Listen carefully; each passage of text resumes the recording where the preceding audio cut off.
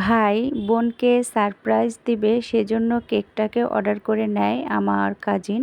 আসসালামু আলাইকুম, সবাইকে ওয়েলকাম জানিয়ে শুরু করছি আমার আজকের টিউটোরিয়াল। আশা করি যে যেখান থেকে বসে আমার এই ভিডিওটা দেখছেন সবাই খুব বেশি ভালো আছেন।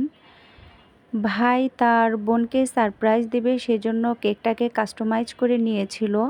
প্রায় অনেক বছর পরে বোন ইটালি থেকে বাংলাদেশে আসবে, বোনকে আলাদাভাবে একটু সারপ্রাইজ দিবে, সেজন্যই আমার কাছ থেকে এই কেকটা অর্ডার করে নেয়। কেকটার ওজন ছিল 4 পাউন্ড। কেকটা হলো চকলেট স্পঞ্জ কেক। কেকটাকে আমি ক্রাম কোট করছি, ক্রাম কোট করে এটাকে আমি ফ্রিজে রেখে দেব সেট হওয়ার জন্য। তারপরে যে উপরে ক্রিম আছে সেই ক্রিমটা দিয়ে আমি ফ্রস্টিং করে নিব। যেহেতু কেকটা কাস্টমাইজ ছিল, তো কেকটা যেভাবে আছে আমাকে সেভাবেই কেকটাকে মেক করতে হবে।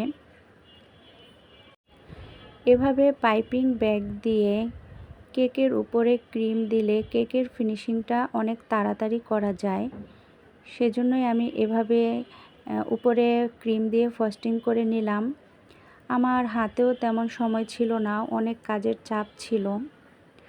একটা কথা বলতে চাই, এই প্লেনটা কিন্তু আমি বানাইনি, এই প্লেনটা বানিয়েছে আমার স্টুডেন্ট। তো প্লেনটা দেখতে কেমন হয়েছে অবশ্যই আমাকে কমেন্টে জানাবেন। আর বাকি যে কাজগুলো আছে সেগুলো সম্পূর্ণ আমিই করেছি।